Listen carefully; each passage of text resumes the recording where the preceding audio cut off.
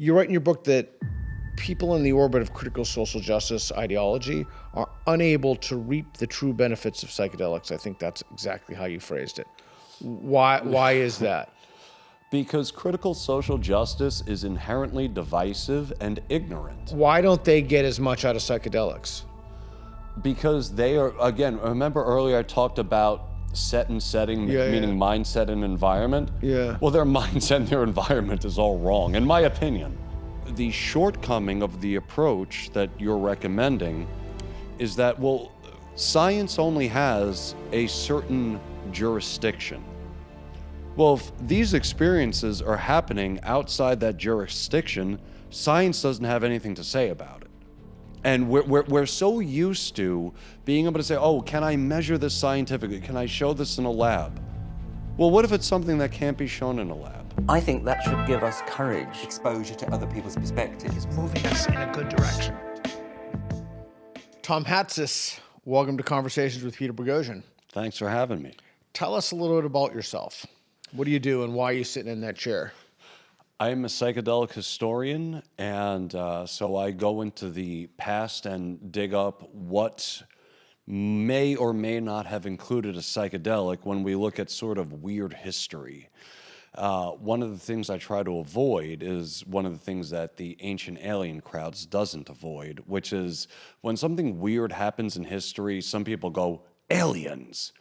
In my field, they all go, psychedelics. And what I do is say, wait, hold on a second. Let's see if a psychedelic was actually involved. So what qualifies one as a psychedelic historian? Like, what background do you have for that? Well, it's rough because you can't get a PhD in psychedelic history yet.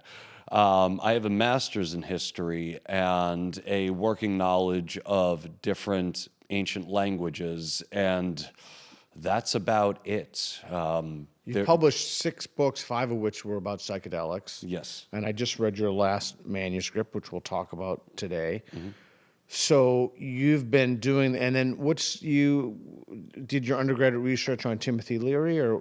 I wrote my undergraduate thesis on Timothy Leary, but my undergraduate studies was in just historical methodology. All right, cool. So let's jump into the conversation about psychedelics, something I've been fascinated by recently. Describe what you perceive as the legal and cultural future of psychedelic use in the United States. And to what extent and what ways do you think culture and law influence each other? That's a great question. So first, I would say we have to separate the legal from the cultural. The legal future of psychedelics is looking, well, it's weird. It was looking promising, but recently there's been the FDA had a panel discussion about the benefits of MDMA, where they voted 10-1 against the overall benefits of MDMA, which to me is absolutely insane. One of the reasons that they voted 10-1 against it was because they said there were too many white people in the study, as if psychedelic drugs affect different people of different heritages in different ways, which is absolutely ridiculous. So they don't? No, of course not. Any more than aspirin affects somebody in a different way, you know? So this panel got together, and it doesn't necessarily mean that MDMA will not be pushed forward as a therapeutic agent. But what it does mean is that there are aspects of critical social justice making these decisions. And I think that might be a mistake. Right. So we're going to drill down on the critical social justice aspect. I want to get some of the context for what you do and what your perceptions of what's happening in, it's referred to as psychedelia, is that correct? Psychedelia, yes. Okay.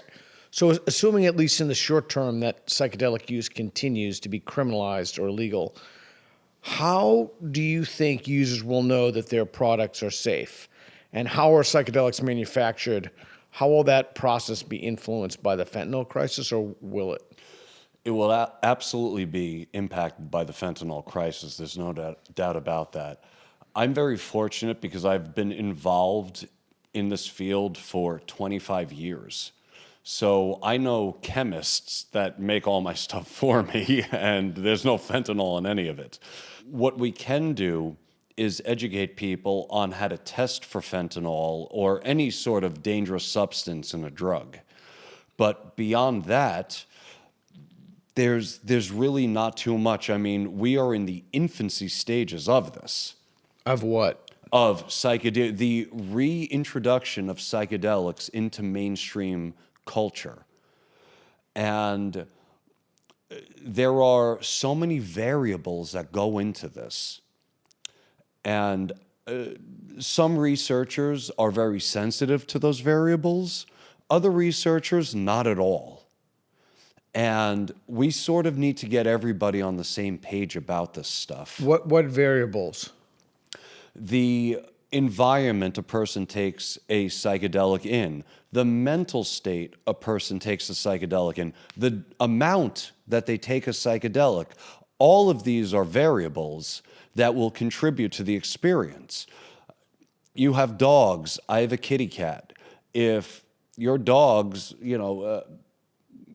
Gaia forbid, ever got hit by a car, taking magic mushrooms or LSD is, I would advise against that, because you're not in the right mental space to handle that sort of tragedy. If something happened to my kitty cat, I mean, I wouldn't even touch cannabis for a few days, because I'd be like, oh, no, I'm thinking about my kitty cat. So the mind of the person, and not just the mind, but the environment, not just the immediate environment, like they're just not being in a beautiful place like this, but the cultural environment makes an enormous difference in how someone's going to respond to these medicines. Leary would say the set and the setting. Yeah, set and setting had been determined before Leary. He popularized that. Okay. But you had, during the 1950s, you had psychologists and psychiatrists talking about set and setting. I mean, they didn't use those words yet. That certainly, it hadn't been coined yet. But they absolutely knew. Dr. Juliana Day, back in the 1950s, knew, and she was very sensitive to a person under psychedelia. And while other doctors would interrupt a person under LSD, under mushrooms, she would let them speak. She'd raise the blinds on her windows just to get more sunlight in. If she saw that a person was crying, or she would grab a Kleenex and give it to them. All of that contributes to setting.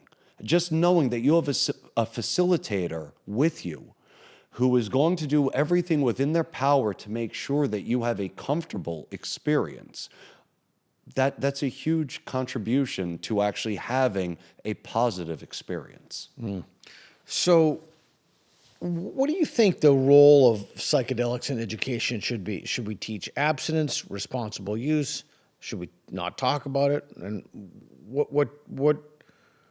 when should it start? K through 12, college?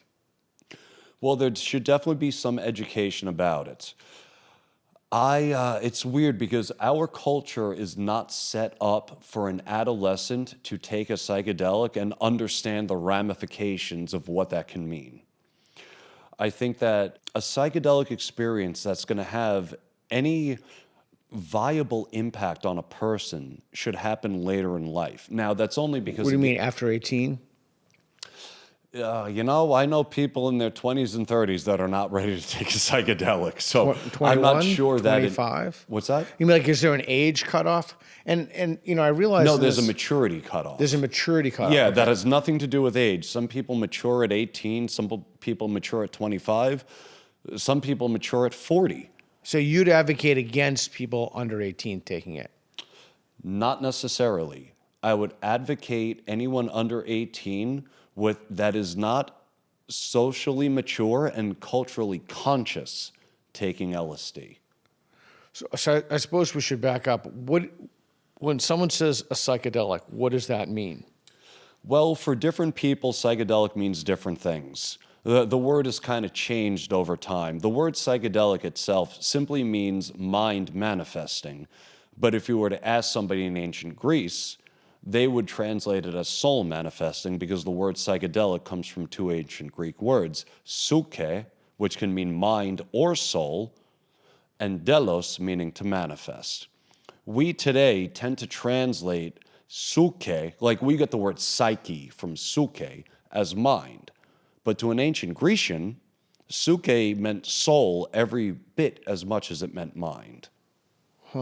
Interesting. Okay. So you think it deals with people's maturity states, what's going on in their lives. There are a number of factors that influence whether or not one should make the decision to take a psychedelic. Yes, absolutely. And first and foremost is are you hesitant to take that psychedelic? If you are, do not take that psychedelic. Oh, that's a great piece of advice. Yeah. Why? Well, because psychedelics are non-specific amplifiers. So if you have any fear or you're unsure about the experience, fear and uncertainty are going to be amplified in the experience, and that leads to what we call a bad trip. If you know, I mean, for me, and I'm a little woo-woo, so... What do you mean by woo-woo? I'm a theist. I'm not an atheist.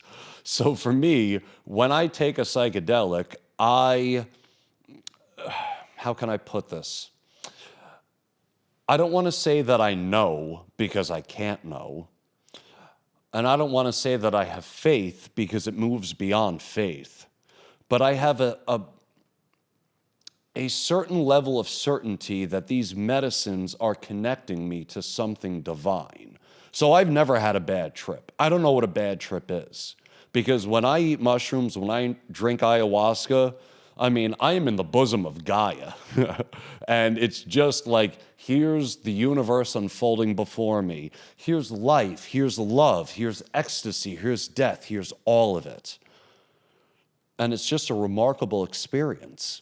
Now, somebody who is unprepared for that, I mean, they're going to see the death aspect of it and be like, oh my God, am I dying? They're going to get anxious about it. And that anxiety is going to be amplified. Okay, there's so much to unpack there. There is. Okay, let's even really slow it down. So you seem like a man who's forthright about your psychedelic experiences. So Very I will much. just ask you outright, how many times have you taken LSD, DMT, whatever, ayahuasca, whatever mescaline fits in the category of a psychedelic? How many times have you done that? Those? Mushrooms, I couldn't tell you because I'm just going to say it. I eat mushrooms all the time. Mushrooms are my favorite medicine. Ayahuasca, I've done only 4 times. DMT, would you mean DMT or 5-MeO? 5-MeO. Well, 5-MeO DMT and then just regular DMT. Oh, and then we're going to have to explain what that is to our users from the toad stuff. Yeah. So DMT and like regular NN-DMT and ayahuasca are the same thing. So 4 times. Okay. 5-MeO DMT, 5 times. Wow. And LSD? I couldn't tell you. More than 10? No, not more than 10. I'm way more of a mushroom guy than an LSD guy. So like all my friends would be like, oh, let's get a tab of LSD. It's only $5. And you know, an eighth of mushrooms is like $20. I'm always like, I'm going to go with the mushrooms. What is the difference for you? And do you see God more clearly on one than another? For me, definitely on mushrooms, I always have a divine experience. You mean you experience the divine? I experience the divine. Okay. Like I am sitting in the lap of just the celestial mind, for lack of a better way of putting it.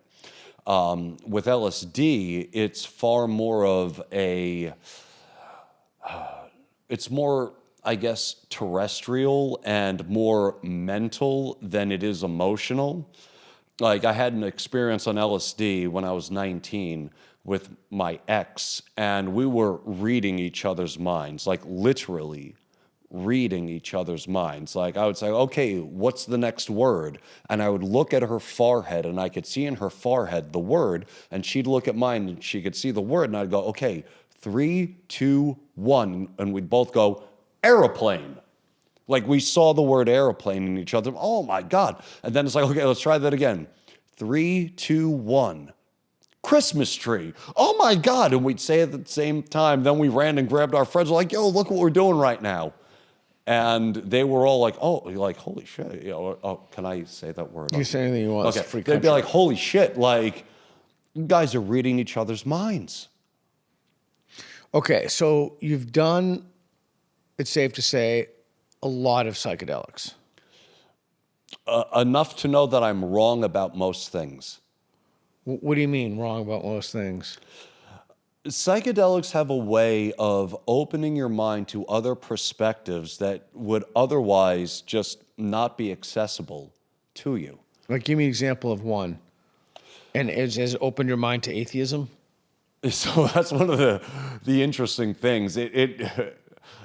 It's weird because you have a lot of reports of people that are atheists taking a psychedelic and becoming theists. I only know of one time when somebody took a psychedelic that was a theist and became an atheist. And that person was me. Really? After I drank ayahuasca, the last time I drank it, and one of the things that I'd always been so curious about was that question. Is it possible for a psychedelic to make a theist an atheist? And well, that happened to me. And for several months after the experience, I was like, oh my God, I'm just talking to myself. There's nothing beyond this. I am now a material reductionist. What do you mean in terms of praying? Well, When you were praying, you thought you were communing with a divine being. sure. And then after this ayahuasca experience, I was like, oh no, I'm just making this all up in my head. And then I realized later, after eating some Amanita muscaria mushrooms, it's like, oh no, that was just Gaia putting you to the test. Like Job. Yeah, exactly. You always said you were so curious. What is it? What happens? Has a theist ever become an atheist? It's like, oh, you're that example. So I wouldn't imagine that many theists take psychedelics. Oh, you'd be surprised, my I friend. mean, actually, I don't have any data for that whatsoever. I just was imagine. So many theists do take psychedelics. I'm one of them. I have friends that are theists who are absolutely into psychedelics. Yeah, I mean, theists take psychedelics. There's a growing movement of Christians, actually, who are talking about, you know what? I took mushrooms and I spoke to Jesus, and there's nothing wrong with that. And there isn't wrong with that. I So- mean, some people have done it for thousands of It years. reminds me of Persinger's God helmet. This thing that looks like a snowball, a snowmobile Yeah. helmet. Yeah, you're familiar with Yeah, it. yeah. So when different theists take psychedelics, do they self-report communing with their particular God? Sometimes, yeah. And other times you'll get people that'll report talking to something that was not God. I have a friend of mine, just as one example. She took DMT, and I don't remember the word, I apologize, but she came back. There was some entity that told her about this word. And so she Googled the word. It turned out to be an ancient Sanskrit word. Now, no offense to my friend, but she barely passed high school English, to say nothing of Sanskrit. She didn't know anything about Sanskrit, and yet when she looked it up, this word exists. It was a word she'd never heard before. And that word was the Sanskrit translation for oneness. I think that's fascinating. All right, we are going to dig down into the ontology of psychedelics in a bit, but one of the things, before we do, the core of your book, I would say, or a core of your book, deals with critical social justice. And so I wanted to talk about two things. The first was, you write in your book that people in the orbit of critical social justice ideology are unable to reap the true benefits of psychedelics. I think that's exactly how you phrased it. Why is that? Because critical social justice is inherently divisive and ignorant. Like, for those people watching, there, critical social justice, what's that? Wokeism, in other words. Yeah, well, the far left. The identitarian left. Exactly. It's a Identity type of ignorance. So Yes. Why don't they get as much out of psychedelics? Because they are, again, remember earlier I talked about set and setting, meaning mindset and environment? Yeah. Well, their mindset and their environment is all wrong. In my opinion, it's all wrong. If you're entering these medicines with grievance, with hatred for people you've never even met, with divisiveness, you're not going to get the most out of them because, in my opinion, that's not what these medicines are all about. They connect people. For thousands of years, these medicines have been used to bring people together, not tear them apart. The rites of Eleusis in ancient Greek featured a psychedelic that was meant to bring people together. The rites of Hathor in ancient Egypt, that included a psychedelic, mandrake, that was meant to bring people together. Critical social justice activism is poisoning what we call the psychedelic renaissance. It's poisoning the minds of psychonauts, and it's poisoning the environment in which we all take these medicines. When you say medicines, you mean psychedelics? Yes, psychedelics are medicines. Okay, so we can talk about that in a second, but how is it poisoning? How do people who participate in this ideology? You gave an example before of the study with MDMA, saying there were not enough people of color on who are studied. So how, like, is it that people whose lives revolve around grievance and looking for racism everywhere, when they take psychedelics, that brings those concepts even more to the fore of their consciousness? Is that the idea? Absolutely. Remember, what we must remember is that psychedelics are non-specific amplifiers. If grievance and hatred and being mad at people you don't even know is what's on your mind, that's going to get turned up to 11. Non-specific amplifiers. Non-specific amplifiers. Meaning sensations or feeling states you have become heightened? Oh, absolutely. And so that's why it is always important to approach the medicine with love and trust, because then love and trust get amplified. And when love and trust are amplified, it becomes impossible to have a bad trip. You mean love and trust in yourself and in your life? In all things. When I say love, I mean love and trust of the medicine itself, love and trust for people I know, and love and trust in people I don't know. That's what we need to get back to, is trusting people you don't even know. People are inherently good. But for some reason, critical social justice has us convinced that people are inherently bad. No, they're not. Okay, so I'm trying to think about that in terms of Hamas and other organizations. Oh, they definitely need to eat mushrooms. You think that's what we should do? Well, We should pump psychedelics into the major water system of Gaza, or what should we do? well, first we need to sit those people down and Give them LSD. well, explain to them that it is an error to hate people you don't even know. And the truth of the matter is, look, I'm a psychedelic historian. I admit ignorance on what is going on with Israel and Palestine. Yeah. That is way out of my wheelhouse. Yeah, but out of my wheelhouse as well. Now, giving somebody so filled with hatred, LSD or mushrooms, definitely not a good idea at all. So you would not advocate taking the leaders of Hamas and dosing them with LSD? I would not. Not until we sat down and had a rational conversation about love for our fellow humans first. I wonder, that might not necessarily get you to where you think it's going to go, but maybe. Okay, so you write that psychedelics are less an escape from reality than they are a confrontation with ultimate reality. And in your manuscript, an ultimate reality where the very God to whom many conservatives pray may appear before there be mushroomed eyes. I love that. This said, so you do believe in God, and do you think that that's the same God that conservatives will see when they take mushrooms? Well, the messages always come to us with symbols that we'll recognize, except for my friend I mentioned a moment ago who doesn't know anything about Sanskrit, but still received a word from the Sanskrit language. Yeah, I'm very skeptical about that, but we can come back to that. If you We'll, want. we'll come back to that. okay. Oh, I was very skeptical too. You know, I know that, again, I am a theist, but my skeptical meter is actually pretty high for a lot of things. I would be an atheist if not for my psychedelic experiences. That's the other thing. You'd be an atheist if not for your psychedelic Yes. experience. So your psychedelic experiences brought you to the divine. Yeah, so I was an atheist the first time I took 5-MeO DMT, or at least I should say I was skeptical questioning. Okay, so let's go real slow here. This is important. 5-MeO DMT. Talk to us for a minute. What is it? So 5-MeO DMT, The God molecule. yeah, the God molecule. My friend Martin Ball actually coined that term, the God Oh, really? molecule. Yeah.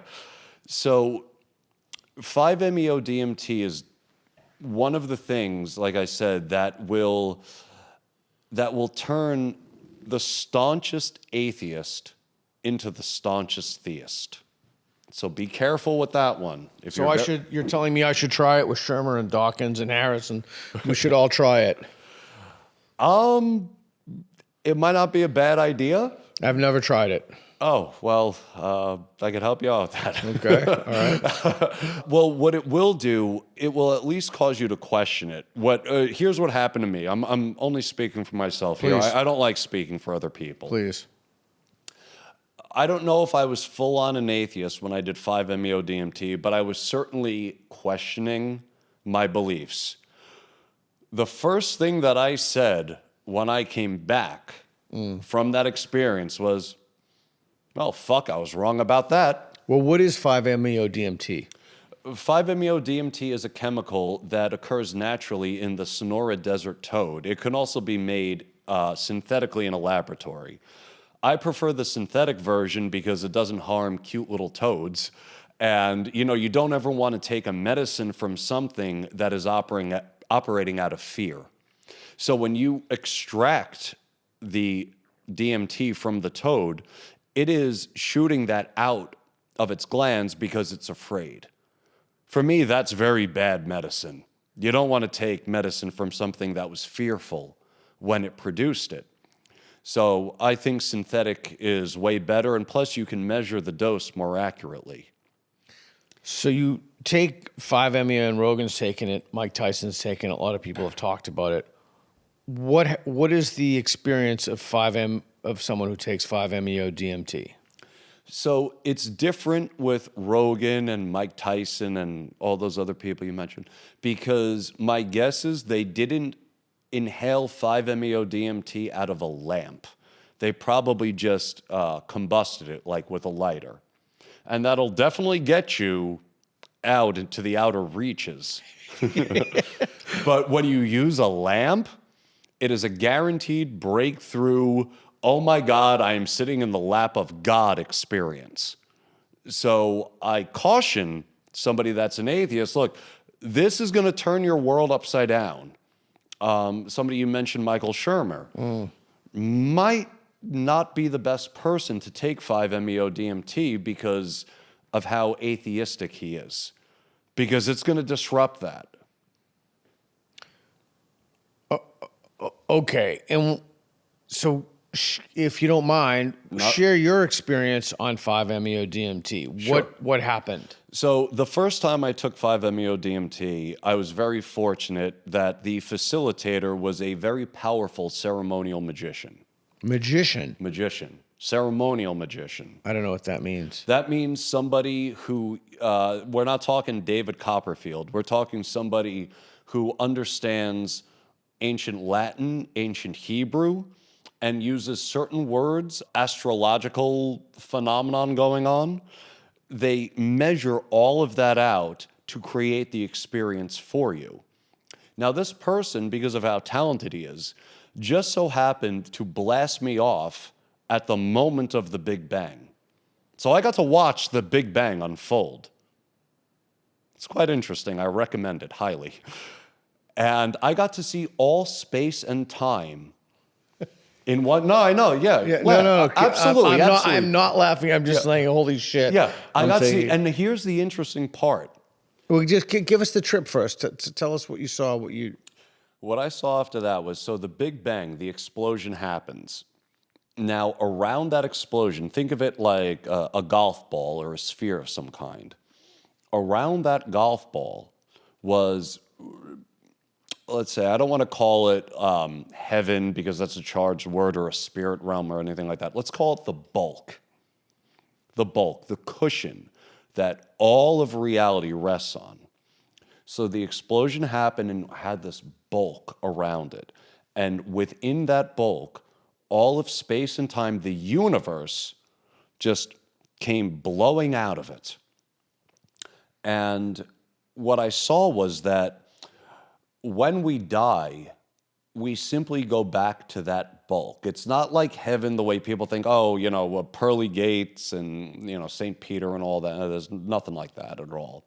It's just sort of, I call it the soup. It's the soup that the essence, the thing that enlivens you, the thing that enlivens all of us, the thing that makes us alive simply goes back to.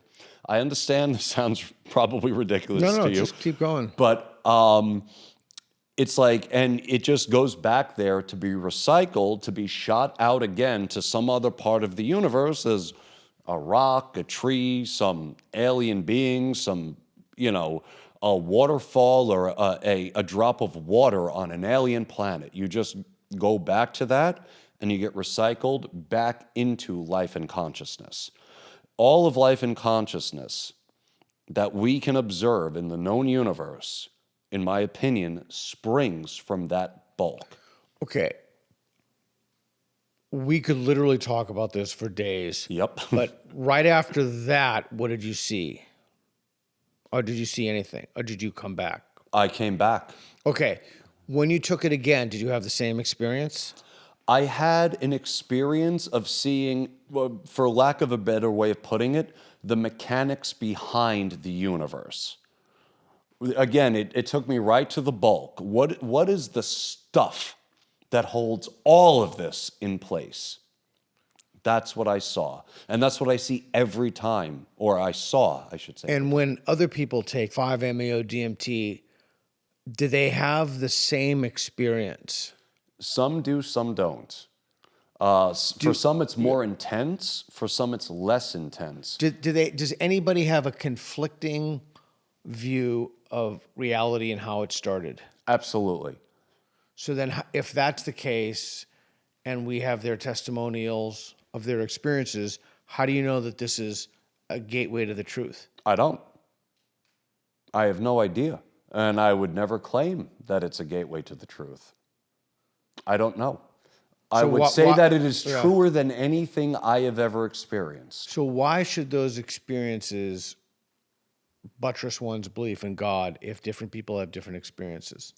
Because it is very difficult to deny the existence of something that you're sitting in front of. It would be like me going home and saying, I just did an interview with Peter Boghossian, and my friend saying to me, Peter Boghossian doesn't exist. Like, no, look, I literally sat in front of him. We spoke. We had a conversation. He asked me questions. I answered them to the best of my ability. Somebody's saying, oh, no, Peter Boghossian doesn't exist. It's kind of like that. So you've had these experiences with 5-MeO-DMT. Other people who have had different experiences with 5-MeO-DMT. So I'm trying to make sense of the fact that if this really yielded some truth, then there'd be a convergence. It would be univocal. Everyone, it would speak in the same voice. Everyone would have the same experiences, but they don't. So how are those experiences trustworthy then? Well, I mean, you could say the same thing about driving in a car. We're all driving in a car, but everybody has a different experience of driving in a car, but that doesn't mean they're not driving in a car. If some people think that they're communing with Jesus, and some people think that they're communing with some other entity, and the people who think they're communing with Jesus, that serves as evidence for the divine, the divinity of Jesus, and other people think it doesn't. Mm-hmm. How does an independent person adjudicate that? Because again, you have to remember that these symbols it's all symbolic. They're going to show up in ways that make sense to the individual. It doesn't make any sense for an entity to speak to me in Japanese because I don't understand Japanese. So I'm trying to think about this in terms of hypothesis testing. Sure. And whether or not we should use the internal sense data to know things about the external world, specifically when we're on psychedelics. Well, it's difficult because we're using our meat brain to do it. And we've talked about the meat brain. The meat brain is different from the brain that is open to, whatever is going on. They're two different. I mean, we're talking about the difference between brain and mind at large. And they're two different things. One of the things that I'm not a fan of is this idea that you can use science to prove the spiritual. I'm in the camp of Stephen Jay Gould with non-overlapping magisteria. Like, I can't stand when guys like Deepak Chopra talk about how they use quantum physics to prove it. Bullshit. No, you can't. One has nothing to do with the other. And the shortcoming of the approach that you're recommending is that, science only has a certain jurisdiction. Well, if these experiences are happening outside that jurisdiction, science doesn't have anything to say about it. And we're so used to being able to say, can I measure this scientifically? Can I show this in a lab? Well, what if it's something that can't be shown in a lab? Or rather, what if it's something that can be shown in a lab but is still rejected? For example, most people who drink ayahuasca will say that it has a feminine resonance to it. I don't know how gender ideologues are going to handle that one, but there's no way to actually measure, does ayahuasca have a feminine or masculine sort of aura about it? You can't measure that in a lab. But give ayahuasca to 100 people, and they're going to say, it was feminine. Give peyote to 100 people, they're going to say it was masculine. 100 out of 100? 100 out of 100 are going to say there is a feminine essence to this. 100 out of 100, 1,000 out of 1,000 are going to say that. But that itself, you would know that through science, through data, through testing. Like you did a survey data and you got 100. Of course, yeah. But beyond that, sure, absolutely. You can do a survey on it. And that's absolutely science, no doubt about it. But beyond that, can I prove that ayahuasca is emitting a feminine resonance? No, nobody can prove that. Can I prove that peyote or iboga, both are What's often called... iboga? Iboga is a root from Africa, which is another very powerful... Was that the 2-day you don't sleep? Yeah. It's like 36 or 35, 36 hours kind of thing of grandfather just beating the shit out of you.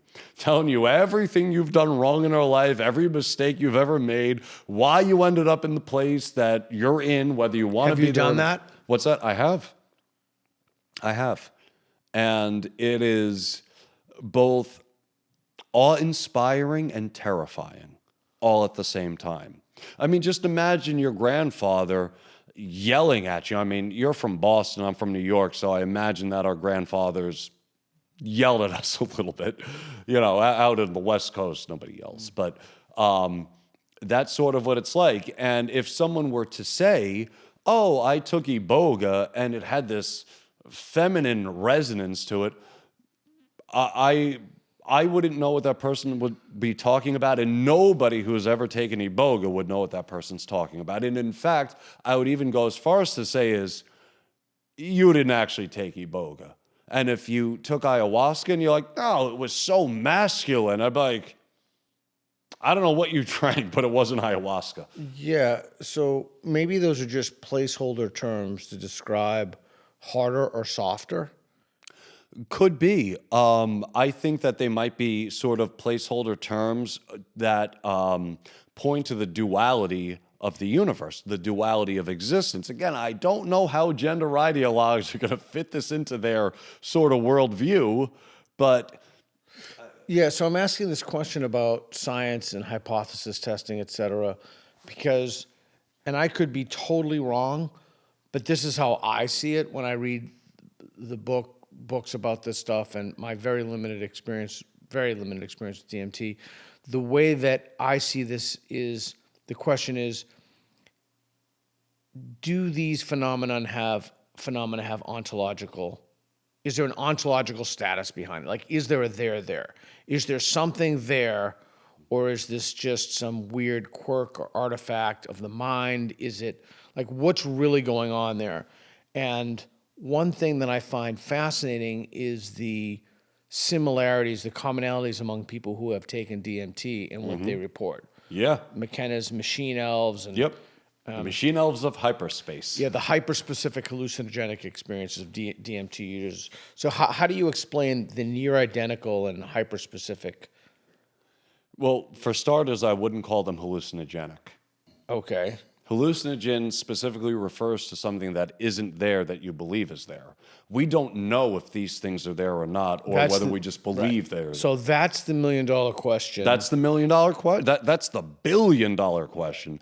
Now, in my experience working with these substances, what I would say is that at some point, it all reduces to zero, and you just have to make a leap of faith, just like the universe itself. But you could make a leap of faith if they don't. Yeah, of course. You could make a leap of faith and say, oh, I just made all of this up. As what happened to me after my last ayahuasca experience, because I always wanted to know, is it possible to turn a theist into an atheist? And by God, did Gaia show me, yeah, it's possible. So I guess the question is, are psychedelics the gateway to another reality, or do they create that other reality? Do you even accept that dichotomy? I would say that they are a gateway to another reality. I have colleagues would say that we're inventing that reality. Like I said, it all, at some point, nobody knows. So let's start there. Nobody knows at all what's going on. And at some point, you take a leap of faith and just say, I believe this is something divine outside of my own, regular experiences. Or you say, oh, this is a fluke of the mind. I took a drug and it's just having this impact. At this point in time, there's no way to know either way. You would know through science, though. What's that? You'd know through science. No. Again, see, perhaps science cannot measure this. We're talking about something so revolutionary that science doesn't actually have much to say about this at all. I mean, it has something to say about the chemical interactions, of course, but the actual experience, what's going on, is it real, is it not? Science is impotent at this point. Now, it might be that one day we develop a science, which is why psychedelic research is so important these days. We could very well determine, oh, this is all in the mind of the person. You're just making this up. And I'll accept that. If that's what the science says, I'm like, yep, I guess I was wrong about that. Just like when I was an atheist and I took 5-MeO-DMT, I was like, oh, fuck, I was wrong about that. Yeah. I'm flexible. I change my mind based on the evidence. Or based upon what you think the evidence is, based upon your subjective experience. A lot of based upon there. So your subjective experiences, but it's not clear that if those subjective experiences point to some ontological realm. Of course, but you had mentioned earlier, it's like, well, how do we explain all of these people taking DMT having the same experience? I would say... I cannot explain, but I'm fascinated by that. I would say that that's because they're all going to the same... That this is a real place that exists, just like, whatever, I don't know, Disney World. But then they would have the same experiences. What's that? They would have the same experiences. Oh, I thought that's what you had said earlier, that they all experience the well, same they thing. do have the same things. And the question, I guess, becomes why? Well, I would say because these places, these realms are real. I would give the woo-woo answer. Now, somebody else would say, well, because it's just the way a drug interacts. Like if I drink enough alcohol and you drink enough alcohol, we're going to be stumbling around a little bit. And maybe that's all it is. And I'm totally open to that. Have you I'm not dogmatic about any of this. Yeah, so I ran across this in reading about this non-adaptive phenomenon and a non-adaptive perception. In other words, you evolved to perceive things that increased your chances of procreating. Sure. A non-adaptive perception was there are these entities, these parallel realms of existence or planes or however one wants to phrase it out there, but we didn't adapt to perceive them. Sure. I would argue differently. Okay. First and foremost, being involved in psychedelic research certainly has not helped me procreate at all. Let me break it down this way. Whether or not these experiences are real, we evolved to seek these experiences out as just a species. We evolved. Most people don't seek them out, though. Really? They don't go to church? They don't go to temple? They don't go to synagogue? I thought you meant psychedelics. Yeah, No, yeah. no, no. To seek out mystical experiences. Okay. We evolved to seek these things out. Yeah. My religion is a very humanist religion. It is based on the idea that, well, I am a fairly evolved primate, not to give myself too much credit, who evolved to seek out these experiences. So I just have fun with it. I say go for it. Anton LaVey once said that between psychology and religion, there's a whole lot of middle ground. That's where I live within all of this, is in that middle ground. I don't know if it's true, and I wouldn't die on that hill, and I certainly wouldn't show up to a psychedelic conference or any conference and debate somebody like Sam Harris about whether this stuff is real. I wouldn't do that because I'm not certain. It certainly feels that way when you're there. It would be like going to a baseball game and somebody trying to convince you that you really didn't go to a baseball game. It's like that. Yeah, I want to go back to the idea of science mapping this out and figuring it out. So science can say that parallel worlds exist without directly measuring them. Victor Stringer's done that. Mm-hmm. So we can just infer them from the shadows. Is the claim that at no level of technology will we ever be able to understand whether these experiences map existing places or they're just weird quirks or artifacts of our consciousness? Well, I am a huge fan of scientific progress, and I do believe that if we are allowed to study these substances unfettered, we can one day answer that question. We can one day find out, okay, is this all in the mind or is there something else there? And what's preventing us from doing that? Like, what are there social or cultural factors preventing? Both. You in your book in your book you talk about the people who are devotees of critical social justice preventing this. You'd think that those people would be advocates for this. You would, but they, like most critical social justice activists, Western civilization is Satan. Right. And everything we've ever done is evil, But these psychedelics they're ancient. Yeah, I mean, they're all over the world. So why would they be against them?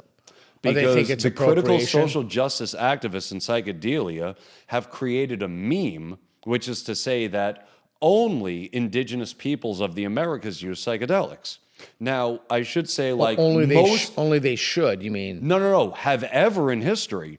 Now, like most aspects of critical social justice activism, those people have no fucking idea what they're talking about. They don't know what they're talking about.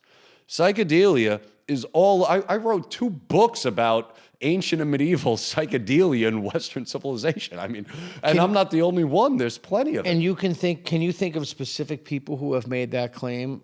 Oh my God, absolutely, absolutely. You don't have to call them out. Sure, but if you want to call them out, okay. I don't. I'm not a call out person. Okay. So people are making this claim that because indigenous people did this, if we were to do this as psychedelics, is that a kind of appropriation, and therefore we shouldn't do it? Is that the syllogism? Yeah, I mean, there's no such thing as cultural appropriation, but yeah, that's what they would say. Okay. So and the main, in your book you talk about the main obstruction to psychedelic research, psychedelia in general, is this ideology, this critical social justice ideology. That was extremely surprising to me. Yeah, it is. It is because of the divisiveness of it, as you are, you I know d- more than anybody else. I would didn't know this affected. I didn't know this affected I mean, I knew it affected it, but then again, I know nothing about psychedelics. So How disheartening is it that this affects psychedelics? I've been studying this stuff for 25 years. yeah, And when all this critical social justice bullshit came out, I was like, it's all good. Psychedelics is going to be safe from that. Psychedelia is fine. We've drunk the sacred vine. We've eaten the divine mushroom. We're going to see past this stuff. Oh, was I wrong about that? Was I wrong about that? There are... yeah. No one thinks it's going to affect their community. What's that? Yeah, we all think our communities are special. Yeah, this isn't going to exactly. affect us. We're more rational, more sane. We're better. Well, not even that more rational. I mean, psychonauts are hardly rational people. Just more of that, we would see the connectedness of all of us. I mean, when I eat mushrooms, I feel just connection to everything. I mean, that leaf on that tree right out there. Boy, that's I feel fascinating. I feel because connection to it. I've had mushrooms. I've taken mushrooms, and I've never had that connectedness, that feeling of connectedness. Really? How much did you take? I don't know. Someone gave me the dose. I've taken it a couple of times. Yeah? I've taken it three times. I've taken mushrooms. Yeah? I did Nothing? not. No, was definitely tripping hard, but I did not feel connectedness at all. Really? Yeah. Yeah, I mean, again, No connectedness. non-specific amplifier. Maybe you weren't feeling that connected at the time. They are non-specific amplifier. However you're feeling in that moment. But I don't really feel connected to anything anyway, really. Well, there you go. You just proved my point. So- you do not feel connected to anything anyway. Therefore, it I did not don't. amplify connection. No, I don't feel connected to leaves or trees or snails or mollusks. Oh, it's awesome. You got to try it. You mean try feeling connected and then take the psychedelic to amplify that feeling? Yeah. Yeah.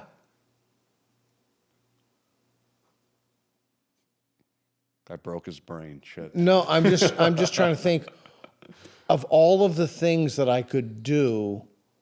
Like, let's say that there are 10 desirable states of affairs that I would want to launch myself into. Why would I want to privilege that one over, say, improving my memory? Or, I don't know, I'd really have to think about it, but being a better friend to my friend. Like, why wouldn't I want to have those experiences? Being more grateful human or something like that. Well, that is literally what connectedness leads to. How do you be a better friend so- if you do not feel connected to your friend? So connectedness is a proxy. Yes. Okay. Yeah, of course. So you're saying that one should try this because it's a meta value that will lead to well-being in general, but specifically in other domains of one's life. Damn, you want my job? You just said that better than I ever did. Okay. Well, I credit Reed for that because he's my true brain at some point. But No, no, I was just thinking out loud. I was just thinking to myself that, it's like when I see a school system that's geared toward one thing, like it's just geared toward equity or something. And even if you believe that that's a good, you would have to believe that that's a higher good. Or, in fact, you would have to believe it's the highest good, or else you would promulgate other moral values or practical values like cleaning up the environment or what have you. So you privilege connectedness because it's a connecting value that's a proxy to other things. Well, does not all good spring from connectedness? Doesn't No, all selfishness, economic well-being, and thriving are basically selfish. Sure, they are. But, when I see that person starving on the street, I want to help that person. Yeah, I do too. Okay. Yeah. Well, that's not selfish. That's connected. Yeah, I guess so how do you define connected? I guess maybe we have different definitions. Seeing other people as just another drop of water from the same divine bucket from which I come from. I am no better or worse a drop of water than this person on the street. I've had different life circumstances. I was lucky. Oh, you're definitely better than murderers and rapists. Yeah, and of course. pedophiles and Of course. And they all the murderous rapists and pedophiles, The shame of it is every single one of them is dealing with very horrific trauma. And one of the things that psychedelics do is dig out that trauma so that somebody doesn't become a murderer or a rapist or a child molester or something terrible. Let's get back to this. You said it before. It's a medicine. Like I see that medicine. a lot. Like Yep. what most people listening to this, they'll be like, "What on earth is this guy talking about?" Medicine. I get that a lot. Yeah. So how is it a medicine? Because a lot of people listening to this will say, "Oh, psychedelics. Those are just some people who want to get high." Like, how is it a medicine? Like, have there been studies? Oh my God, yeah. Does it cure something? Yeah. Yeah. Okay. I mean, we have known that psychedelics were medicine since the 1940s. Okay. The first tests done with LSD were done at Burgosly Hospital. And the writer of the study, a guy named Werner Stoll, literally said that LSD can support a therapeutic initiative. I'm paraphrasing here. What makes psychedelics a medicine is their ability to cause abreaction. I'd mentioned that earlier. Abreaction is when a lost or forgotten memory bubbles up to the surface. This is invaluable for discovering the origin of trauma. A lot of people all of us have traumas. Or maybe not all of us, most of us do. And most of us, many of the most, do not know or understand where the origin of that trauma comes from. Psychedelics will show you exactly where that trauma comes from. That's a medicine. And there have been peer-reviewed studies on this. Thousands. So if it's a medicine and it's effective, what's it effective at? Again, abreaction. Also alleviating PTSD, depression, anxiety. So why isn't it studied and used more? It is being studied and used more. It is. Very much so. But if it were as efficacious as one would think, it would be ubiquitous. Well, they used to be ubiquitous, and then a bunch of people in the late 1960s started doing some real stupid shit with them, and the government cracked down on it. And now we realize, looking back at the literature, wait a minute, there's a whole history of psychedelia that has nothing to do with the late 1960s. How were people using these medicines before the 1960s? Oh, shit, for medicine, for religion, to bring people together? Essentially, one of the things we have to really nail down here is that the late 1960s represents a departure from the global history of psychedelics. No, but we tend to think that psychedelia begins and ends in the 1960s. That is how could I put this? All throughout time, people did not use psychedelics to drop out of society. They used psychedelics to strengthen societal bonds. So there's no turn on, tune in, drop out. There was something else. Not in the psychedelic renaissance. Tune in, turn on, drop out turn on, tune in, drop out is a relic. Nobody in the psychedelic renaissance is doing that. That's Leary's phrase. That was Leary's phrase. Leary was one of the people responsible for the crackdown on psychedelics. It wasn't all his fault, but he played a very significant role in that. You think we're going to see a time when psychedelic use is going to be common or fairly common? I mean, I live in Portland, so that's already happening. But yeah, I do think so. We were on that track in the 1950s and into the 1960s. Psychedelics, where LSD was going to be just another medicine in a doctor's kit bag. That was what the intention was. So let me ask you a question, because something I've been thinking about. I've talked to, since I had that DMT experience, I've talked to a lot of people about DMT. And I can predict with tremendous accuracy who will try it and who will not try it. Sure. What are the commonalities among people who will not try it and among people who will try it? It might just be as simple as the type A, type B personality. The person that'll go on that roller coaster, well, they'll try LSD, maybe. Which, you know what? I'm going to scratch that because I don't like roller coasters at all, and I love LSD. So. Yeah, it's interesting. I had someone on the show, a friend of mine, an acquaintance of mine, friend's probably too strong since he doesn't return my calls or emails, but Doug Pine Creek. And I think, and I would say this to his face, so I'm not saying anything to you that I wouldn't say if you were right. In fact, I think I did say this to his face. He said he would want to be incapacitated for 5 minutes. And I just think that's bullshit. Well, it is. Because you were incapacitated, then I asked him if, I told him I hope he has sex with his wife for more than 5 minutes, right? And he wouldn't answer the phone or the doorbell if someone called. At least I certainly hope he wouldn't. But What's his name? Doug Pine Creek. Has Doug Pine Creek ever, for example, gone to sleep? Like even once in his Well, life? I'd have to ask him. Okay, But so I don't. assuming he's never gone to I just sleep. don't think he's being honest either with me or himself. That could not possibly be the reason that he would not want to be incapacitated for 5 minutes. I just don't. But he's saying that because something else is operating.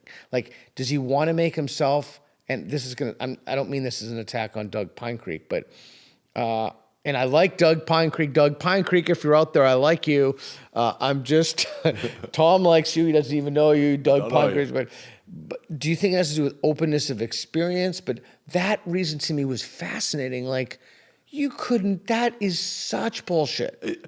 Has he ever taken a shit in his life? Well, I'd have to ask him. I certainly hope so. All right, well, let's, not to be presumptuous, but let's assume he's taken a shit and maybe gone to sleep once. Yeah. He was incapacitated for way more than 5 minutes. Yeah. Well, depending on how fast So he was shits, giving that was verbal behavior. So he said something else about, like, if he had a phone call, it would wake him up at night. I always shut my phone off at night. Yeah, me too, of course. But he was saying that, he had to be saying that for some other reason. Like, and I keep thinking when I ask people, very good friends of mine, if they do it or if they don't do it. So basically, I don't want to just dive too deep on this, but I'm just curious, are there any commonalities among people who would and wouldn't try DMT, for example? And I specifically say DMT as opposed to LSD or mushrooms because it's quick in, quick out. Yeah. Instant in, for me, it was 5 minutes, and then instant out. So one of the problems that I have is that most of my friends love DMT. So it's just not, I'm not around people all the time. I mean, it's ignorance on my part. I don't know what the different, I will say, and I don't know Doug personally at all, so I admit I could be totally wrong about this. That sounds far more like an excuse than like a legitimate reason. And I could be wrong. Again, Doug, I apologize. But that's Well, of course it's an excuse. Yeah, but I mean, in the sense of, like, you know, there are excuses, and then But there's legitimate. what is he giving the excuse? I mean, okay, forget about Doug. But what would someone be giving that excuse for? Like, I'm trying to think. Like, They're scared. It's fear. Look, every time I've ever done 5-MeO DMT, I was shitting my pants. I was scared shitless. before you did it, Yeah, it's always scary. what were you scared of? Oh my goodness. You are literally about to be propelled into the nucleus of the mind of the universe. That is really fucking scary. That's scary. What do you think would happen to Reed if he did 5-MeO DMT? I don't know Reed well enough to know that. Is Reed woke? No. Oh, all right. Well, that's a good start. What if he were woke? What would happen if you're woke and you do 5-MeO DMT? I mean, in my opinion, you just become a bigger asshole. Huh. I mean, that's, you know, what happens if you drink whiskey and you're woke? You become a bigger asshole. I mean, that would be, well, let me also say this. I do believe that if a person is properly guided and prepped for the experience, that DMT and LSD and mushrooms and ayahuasca and peyote and all the rest of it do have the ability to show somebody that those narratives are wrong. And I'm going to cite right now a psychedelic researcher from the 1950s, a woman named Betty Eisner. Betty Eisner was racist. admittedly racist. She took LSD and realized, oh my God, racism is bullshit. So there's hope there. It all depends. Now, Betty Eisner wasn't being kicked in the head with DEI nonsense. So the first thing we have to do, and you might disagree with me on this, get rid of all the DEI bullshit. It is poison to the mind. I don't care how much LSD you take. If you are swimming in DEI bullshit, it's just going to make you a bigger asshole than you already are. Well, we completely agree on that. So I was making a joke. yeah, okay. So I had an inkling that you would agree with me. right. So for people listening to this, my guess is they've probably heard about DMT and they're like, I wonder, should I try that? What should I? And of course, to be crystal clear, nobody should do anything that's illegal. That's my stance. You can disagree with that. I disagree 100% with that. Okay, 100%. Tell us why. Because it was illegal to not return runaway slaves. It was illegal to not say, oh, I got Jews living up in the attic. All that was illegal. Law is hardly ever a good measure for Okay, morals. well, I'm going to stick by my stance as this is a podcast. Okay. And this is going out to a lot of people. Sure. Do not do anything that's illegal. That's just my stance. Okay, so I now... would say be safe. But let's say that someone decides they want to do this. Mm-hmm. What would be... And they get a hold of some of it. Like... And they know that it's legit, which is another question. This is not laced with fentanyl, what have you. Yeah, of course. What would your advice to them be? Well, first, forget everything your DEI instructor told you. Second, if you don't have some sort of contemplative practice, psychedelics it'll confuse you. What do you mean a contemplative practice? Like if you don't so meditate? you do jujitsu. I do. That's a contemplative practice. Travis does jiu-jitsu, and Reed is just beginning his jiu-jitsu journey. Yeah, I could tell by those guns that Travis Yeah. has. He does Travis's something. girlfriend Jesus loves his guns. Christ, damn. So that's first and foremost get rid of any sort of critical social justice poison that's in your brain. Yeah. Second, trade or swap out the critical justice, social justice poison for a contemplative practice. Jiu-jitsu, meditation, yoga, things like that. Then, and only then, should you try the psychedelic. One of the problems is with psychedelics, people put the cart before the horse. I apologize for using a cliche. But that is one of the biggest issues. It's like, oh, I'm going to take a psychedelic, and that's going to tune me into yoga and meditation, jiu-jitsu, martial art. No, you have to do that first. Because again, we're talking about a non-specific amplifier. Jiu-jitsu, that disciplines the mind. Meditation disciplines the mind. Yoga disciplines the mind. Even prayer, just really... prayer with intention disciplines the mind. That is the stuff you should be doing before you take any psychedelic. Okay, so 2 questions. So if someone's interested in taking DMT specifically, you just gave some advice. Do you have any other advice for them? Is my first question. And my second question is, can taking a psychedelic, and this is more general, doesn't have to do with DMT, can you put something in your mind like, I want to get better at jiu-jitsu, I want psychedelics to help me? Like, is that possible? But first, is there any other advice? And then can you use psychedelics to improve your kind of some practice that you do? Sure. My one piece of advice in answer to the first question comes in 2 parts. Okay. Surrender and don't forget to breathe. Surrender to the experience. People that have bad trips, it's because their ego is fighting the experience. And there's a mismatch in the amplification. You're trying to amplify, oh, everything is fine. And the mushrooms, the ayahuasca, oh no, they're amplifying, here's how the universe works. Mm. That's going to lead to a bad trip. Don't forget to breathe. I love that Alexi Murdoch song. Yeah. Don't forget to breathe. So surrender to the experience. Yeah. Keep breathing.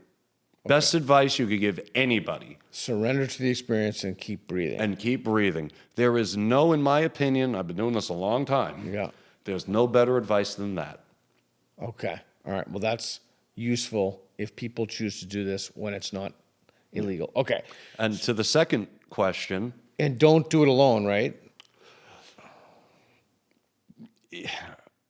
I do it alone all the time, but no, don't do it alone. Okay. Well, you're far more experienced than. Let's say cavalier. Okay. Okay. But yes, experienced and cavalier. As far as getting better for the second question? Yeah. Well, like let's say that you want to be, I don't know, more disciplined about your diet, or that you want to, be whatever you have in mind. Can psychedelics help with these things? So you're going to hate my answer, but yes, so long I as love you your have answer. Oh. no, so long as you have some sort of, or maybe you're not going to totally hate it.